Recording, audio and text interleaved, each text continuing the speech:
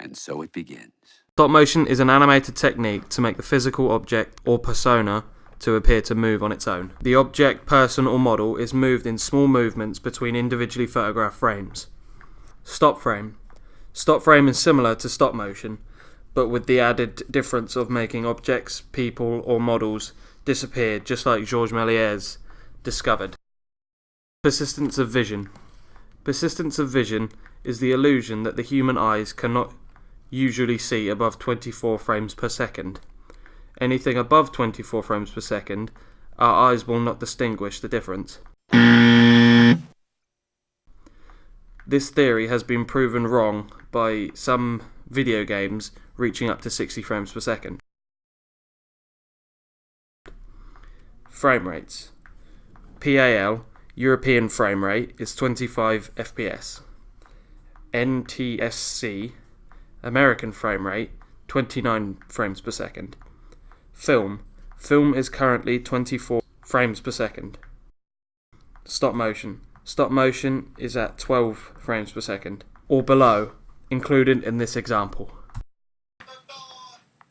Joseph Plateau, the phenakistoscope, an early animation device that used a spinning disc of sequential images and the persistence of vision to create an illusion of motion. Jan Svankmajer, a Czech filmmaker and artist whose work spans over several medias. He is a self-labelled surrealist, known for his animations and features. Svankmajer is known best for his stop-motion adaptation of Alice in Wonderland. Zoetrope, similar to the phenakistoscope, apart from the added extra of a cylinder with slits cut vertically in the sides. As it spins, the user looks through the slits at the pictures across, giving the illusion of animation. Zoetrope was created in 1833 by British mathematician William Horner. The successor of the zoetrope, it was invented in France by Émile Reynaud.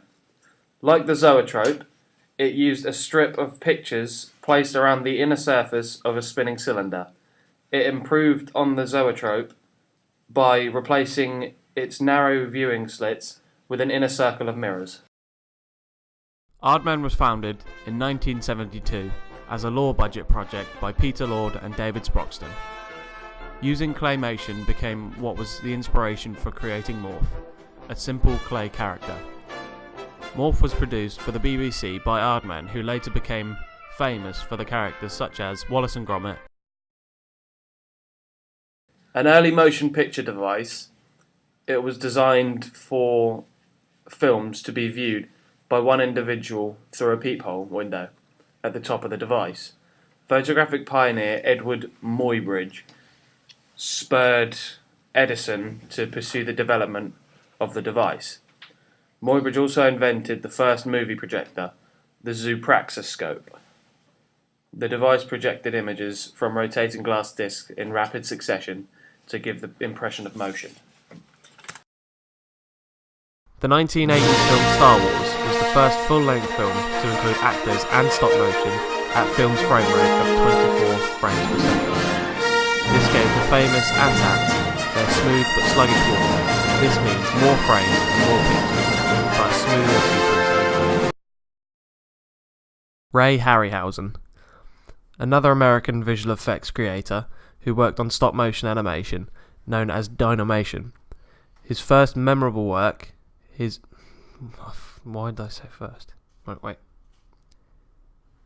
His most memorable work included the animation of Mighty Joe Young in 1963.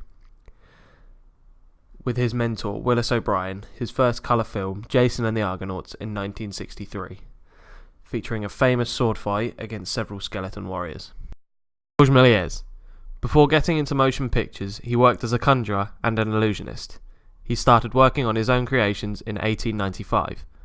He discovered that he could use stop-motion photography to render trick visual effects in his #1 film, A Trip to the Moon, in 1902.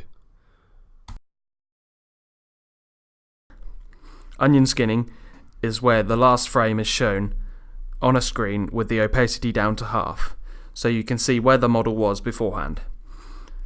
Some filmmakers use motion blur to give the frames a more realistic view. Nowadays, filmmakers have software that adds the motion blur to the frame, but in the past, they had to move the object while taking the picture.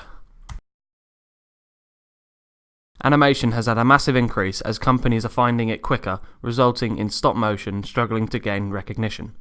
Stop motion is under threat as major companies like Pixar and DreamWorks are creating animations like Shrek and Toy Story.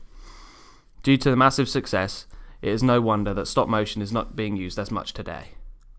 Motion is still being used today, not only for the recent Aardman movie Box Trolls, but for other types of media such as advertising or websites.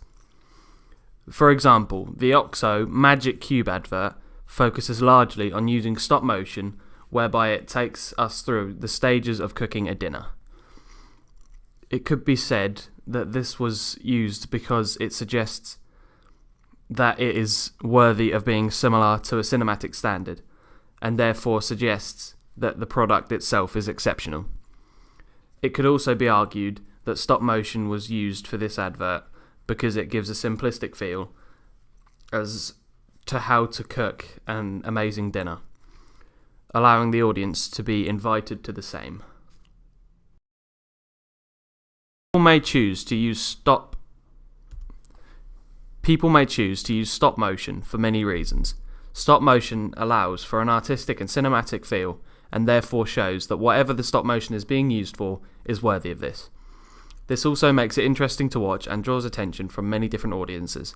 For example, it could be widely accepted by children because it is easy to understand and appealing to watch, but also to older people as it is interesting and something different to what they may watch on a daily basis. The effect of stop motion also makes it appear jumpy and therefore adds to the movement and the pace of the stop motion piece altogether, allowing an audience to remain entertained. Stop motion is also relatively low to produce, and so will therefore attract many people wanting to use it, because it allows a piece to be interesting but cheap at the same time. For example, Box Trolls cost around $60 million, whereas Toy Story costed $200 million. Compared to animation, it also looks more realistic and therefore becomes more relatable and more recognisable to everyday life. However, it would be unfair to say animation isn't getting better at textures used.